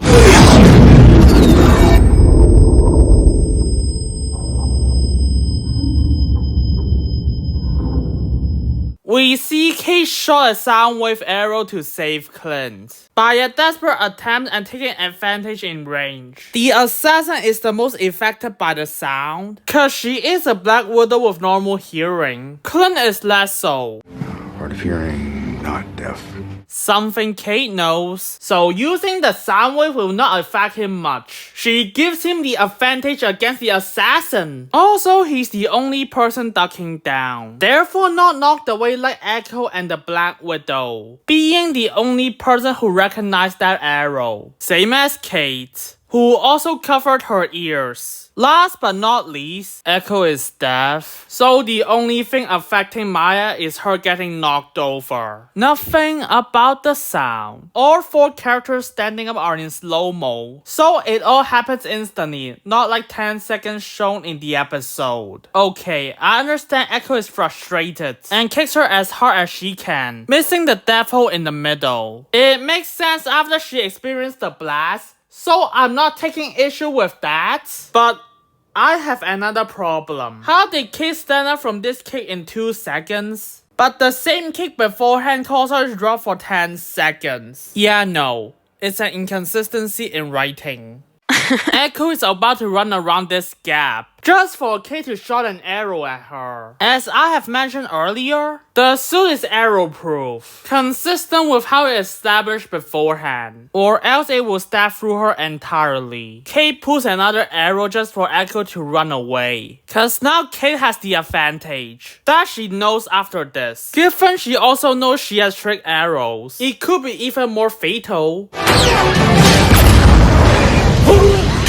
Better to just leave that be. Also, Kate doesn't have much arrow left. Cellmate Echo forcing her to leave makes sense. Not to mention she's a weaker hand-to-hand fighter than Echo. The assassin finally recovers, chasing down Clint as he gets his bow, turning it into staff mode, just like he has done so in the last episode, giving him the advantage to fight the assassin, until he has the opportunity to pull her mask off, as that gives him more opportunities to physically overpower the assassin, just like he has in any fight involving a Black Widow, against the superior agility, even doing so before in this very same fight. It all keeps adding up. But before he has the chance to closely look at who the assassin is, he got Widow's bite, being stunned by the weapon. Kate pulls a bow on her to save Clint. Wait, pulls a bow on her? When she's already facing your back? Just shoot her already. You don't have to worry she's paying attention and might miss. Like to Echo, not that pulling a bow doesn't work. It's just shooting is a better solution. So the entire action sequence is over. There are certainly problems, but also some neat character and action stuff. Clint is the only one who doesn't make a dumb choice here actually. But a few dumb things doesn't ruin a character overall though. We should wait on that until I conclude everything. Probably after a year. Now we get to the review. It's a crossover! Elena is the assassin. Because of this Hawkeye show, Florence comes from the Black Widow movie, and all these things start to happen and interweave like Kevin has always done all in the MCU all along. Does anyone remember this? I've got your next target. Thought I'd hand deliver it. Maybe you'd like a shot at the man responsible for your sister's death. Crossovers can be in any shapes and sizes, creating events that confirm these two things are indeed in the same universe. It could just be a fun one-off cameo, as a bonus sometimes, shows how fully developed the characters are. Do you have any advice for me? If there's one thing I learned from my voyage of the doomed, it's that with teenagers, sometimes just being willing to listen is the best thing. And if that doesn't work, I have a passkey. It could be two sets of people facing a common plot thread together. Give it up, Incapacitator. You're totally outnumbered.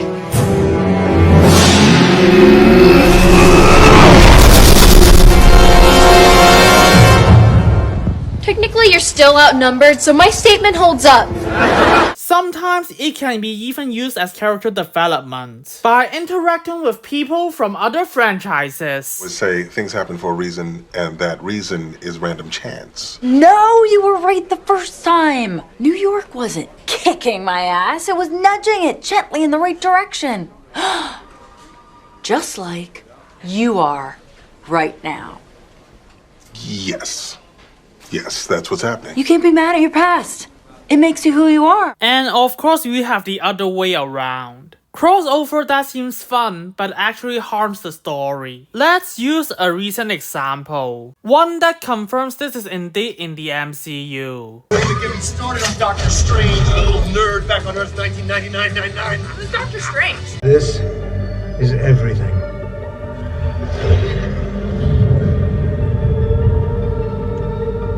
Can you be more specific? Excuse me. I think I'm becoming a trans-dimensional super being. So? I am literally splitting the fabric of space and time. For you, it's just a Tuesday night. You're acting like weird stuff like this happens to you all the time. What did you do? Here's a few examples of things you fuck yourself over with. Sometimes people like you veer off the path the timekeepers created. Maybe you started an uprising, or were just late for work. Whatever it was, stepping off your path created a nexus event, which left unchecked could branch off into madness, leading to another multiversal war. That's what, 63 new branches in this unit alone? Does he want us to just let them all branch? Name is Miguel O'Hara. I lead an elite strike force dedicated to the security of the multiverse. Unchangeable, unmovable. Her death is an absolute point in time. Without her death, you would never have defeated Dormammu and become the Sorcerer Supreme. You're risking the universe. You cannot reverse an absolute point. This path only leads to darkness and the end of this reality. They are the canon. Chapters that are a part of every spider story, every time. Some good, some bad, some very bad. Because you changed the story, Pavitra's dimension is unraveling. How do you know? Because I broke it once myself. I'm from another universe. I can travel the multiverse. Can't control it. Only happens when I'm really, really afraid. My variants play with time like children. I saw their chaos spreading, universes colliding, the multiverse, and it was dying. So I took control. And now you want to wipe away any universe that's a threat to you. Now I'm stuck putting everybody back where they belong before all of time and space collapses. Wonderful fan service. Just look at the shiny keys. The MCU is packed with all those I mentioned earlier. The entertaining events with great characterization. And the rest of the world falls away. Low-key season 2 might have another time glitching effect for fuck's sake. Just make a bracelet to stable yourself. You guys are a TVA who knows everything. Don't worry, I will say the same thing if the MCU contradicts Spider-Verse. But back to Yelena. What we really wanted to bring into this series is the connective tissue that Clint has with Yelena. We went to Kevin and we had asked if they can do a tag in the Black Widow project to see if that can be connected into the Hawkeye series, and the tag actually has Yelena going to Natasha's gravesite, and Julia Louis-Dreyfus' character, Valentina, comes up next to her to show her her next assignment. Thinking about this, It's not a bad idea on paper. Clint and Yelena has a lot of deep personal history with Natasha. Now I've been grieving for her. One of the things the Hawkeye show has been about, illustrated again by the dream sequence this episode. Of course, it would be better if Marvel didn't have this in future projects. That's definitely a case of me just not knowing what to do with the script. No, not this. Dreams are windows into the lives of our multiversal selves. Yeah, that one. With Clint has done things to the Red Room. Dracob's dead. It took almost destroying the entire city just to get to him. We rigged bombs. Who's we? Clint Barton. Yeah, sure, simple. That's what I'd call imploding a 5-story building and then shooting it out with the Hungarian Special Force. Natasha, we clear? All clear. Despite according to the Black Widow movie, what Clint know about Yelena so far is... I thought that you got out and were living a normal life. Honestly, I thought you didn't want to see me. At least you guys don't need to remember this. I chose to go west to become an Avenger. They treated me like family. Really? Family? Well, where are they now? And the entire movie. But it's something I must. Why do you hate me, God? Many juicy pieces of potential. But how is the execution? Well, she only appeared in this episode yet. So, I will review it in future videos. Yelena shakes her head, telling Kate to don't you dare do it. Given they know how easy for her to defeat Kate, even Clint moments before. And the look is somewhat against Kate's expectations. It's valid why Kate will feel so uncertain, even fear about lowering her bow. We'll see more of that in the future. Yelena throws a grapple. Proceeds to dive off the building afterwards. Clint gets rid of the widow's bite as he sees Kate in shock, with those words spoken out. Who the hell was that? As I have said earlier, she's afraid, having no understanding of the situation, far out of her hands. One more thing I should also mention, she knows Yelena isn't working with Echo. Given she sees her attacking Echo, it's valid her response. Clint tells her, You don't want to know, Kate. knowing that this is something out of her league and she is not prepared for it. I cannot be your partner if you don't tell me what's going on. But she insists on doing so. As we know, she's willing to help her idol no matter what. Willing to help people despite she's afraid. My dad was fearless. And his whole life was about helping people. When I put that suit on, I thought, this is it. This is the moment I become who I'm supposed to be. Because Clint knows this, he tells her, You're not my partner. Do you understand that? You never were. you will understand why will he say that if you pay attention to the script. Natasha Romanoff was pretty damn good at it, wasn't she? Being good isn't always enough to keep you alive. Not willing to let another person he cares for die. He's been consistently dealing with the death of his best friend. But I'm letting you know that I cannot lose Kate. I've lost people before. I know in your line of work, you have to. I understand. He say this to keep her safe. He knows the assassin is targeting him instead of Kate, or else the assassin will follow Kate inside the building to attack her. Kate is someone he grows to care about. He knows she won't give up on helping him. He knows what he'll say will make her depressed. But it's a thing he's willing to exchange as long as Kate is alive. An aspect about him that is very consistent in the show. Someone is hired. The Black Widow assassin. This has gotten very real. Very quickly. So I'm doing this alone. Already grown to trust her more, he's willing to reveal the information to her. On top of he has no need to hide what will he be doing, and the consequences of those actions. And if the tracksuits find out about it?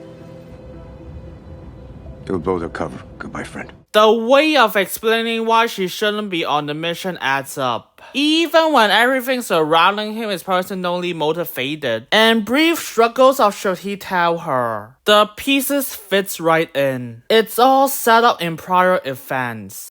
No, you're not.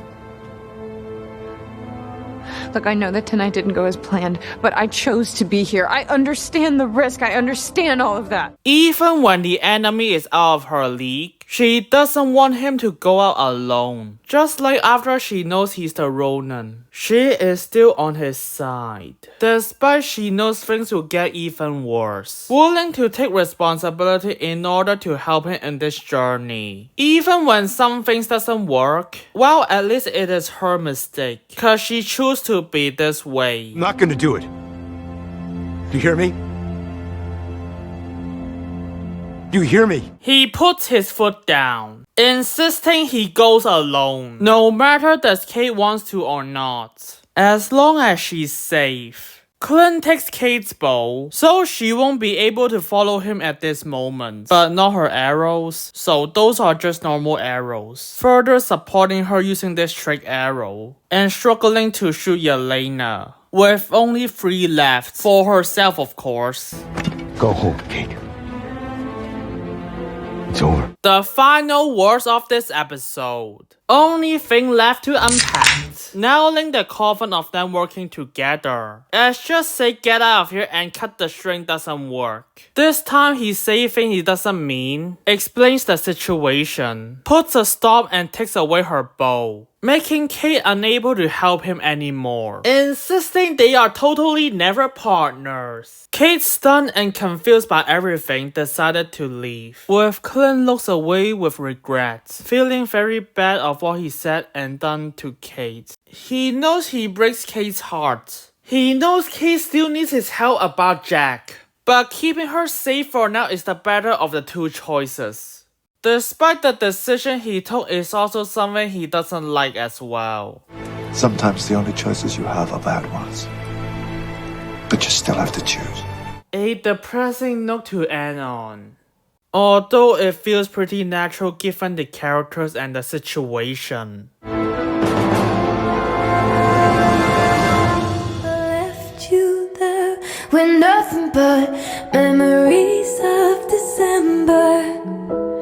Now it's all I remember, yeah. Another episode done. Time to summarize. The plot of this episode, pretty much what you would expect. Like you have the story Silent the Blade, the really helpful cop who just wants to LARP, and the contrivance in the fight scenes. So the only plotline in this episode that is logical is how they got to the watch, leading to the big fight at the end, which to be fair is still a major portion of this episode. How will the character's journey to that point takes way more priority than the other plot issues. The main plot is good, while the side plots are not, with the exception of Clint finding Kazi. The plot is a mix. How about the world? 5 years of knowing you did nothing with the snap. We actually got another scene during the event, showing a different side of how the Ronin operates. I mean, it's not much, but it's something. Already doing more about it than the other Phase 4 projects.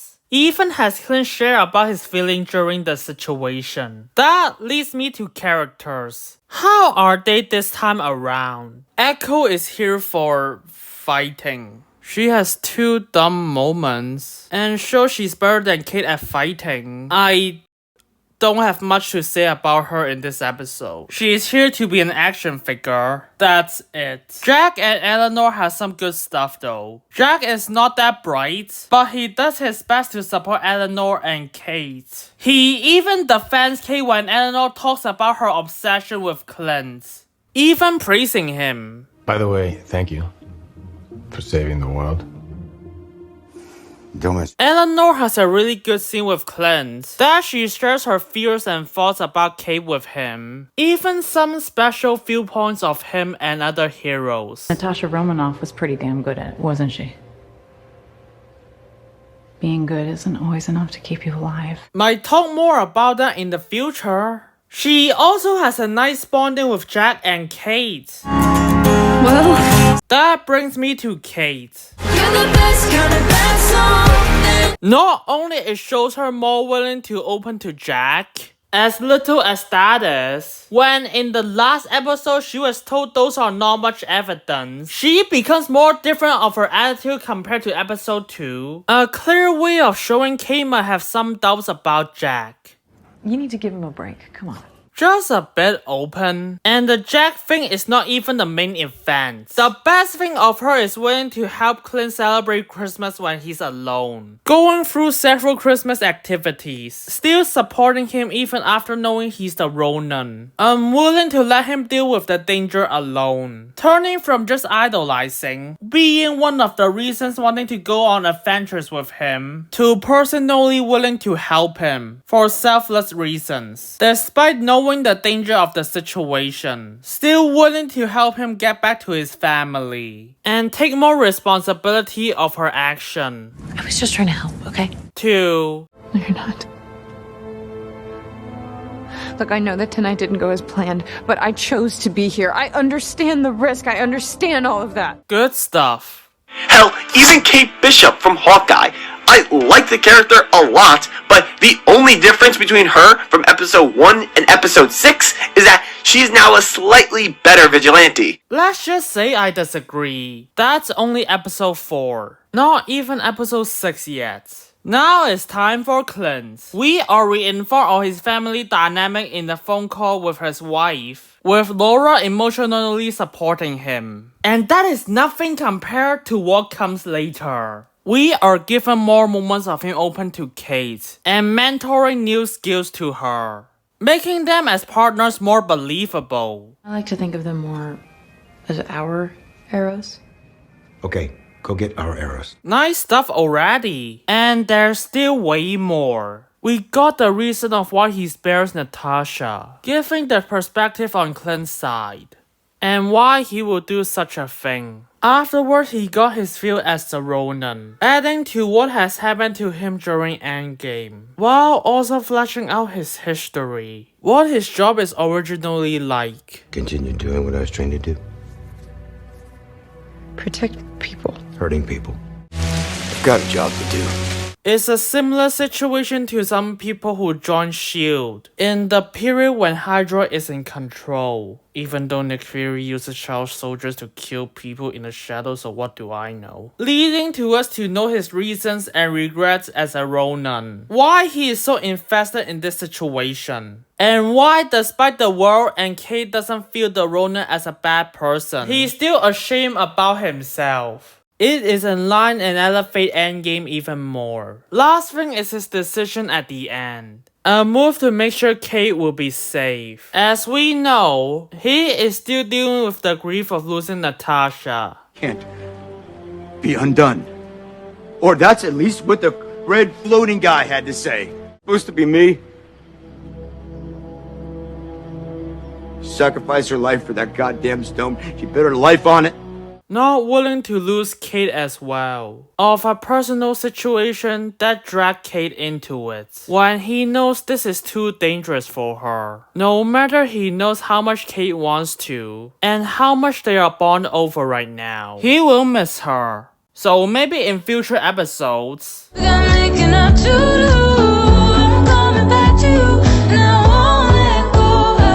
Clint is the best character in this episode. While to be fair, Clint has more screen time in this episode, but it is still an impressive feat. Wait, we missed a character. Yay, this character is in the show. So far, she's here for some cool moves, and has indicated some other intentions, while also being the dumbest character in this fight scene. But don't you worry, she will have her chances in future episodes, so she can have something to stand on compared to the other characters. Also dissecting Black Widow. This is gonna be fun. The character analysis is all done. Most are good. The episode is another plot not very good, but the characters are. Overall, we have more substantive character moments here. Well, I still think the phone call scene in episode 3 is still the best scene of the entire show so far. But episode 4 has more to offer for other characters, and have Clint make his biggest choice in the show yet. This makes it the best episode of the show so far. Although episode 2 is still the best when it comes to plot. I guess this is it. We only have 2 more episodes. And I'm so glad during the meantime, Marvel Studio is in trouble by releasing so many projects at once, leading to many people in Marvel striking. While it might be very concerning for Marvel, but this could finally be the chance for them to improve, as they are even to the point of shutting down projects. Because the workers rebel, wanting to be treated better, with both the visual effects and the writing. So there will be something to enjoy and smile again, instead of the depressing garbage I keep getting. I know the writers are back now, but just maybe they will change and hire better writers. While quit forcing changes post-production. Echo delayed to January, which is actually a pretty short delay compared to the other shows. Making way for the shitty What If Season 2. Cause What If is just so good, right? Who knows how will she be utilized in her own show? As long as they don't hold down the creators, then proceed to make them their puppets. We'll see does things change this time around. Who knows? I have no idea will the show drop before I finish episode 5. It's getting more busy in life for me right now, and my creation of this series of videos may have to slow down, unfortunately. So it's time for me to leave again. But before I go home and hit the road, I want to ask for your thoughts. Feel free to comment down below. Anything that you agree or disagree. Even when I see it, you don't have to fear me. You don't have to be scared you're not enough. Cause at the same time, I'm not afraid of anything at all. You're welcome to show me things that I missed. And if I really did, well, at least it will be my mistake. Congrats! We completed the video for episode 4 of Hawkeye. Now it's time for me to rest. At home with people I care about. Go home. Before I deal with what life offers. Facing it with glee and appreciation. Doing those at home. Cause they say home is where your heart's set in stone. It's where you go when you're alone. It's not just where you make your bed. As long as we're together, doesn't matter where we go, including the videos for my future. I am grateful with the supports of you guys, even if it takes a while to complete. Despite that and my issues in life, I'm willing to face what's coming next with you.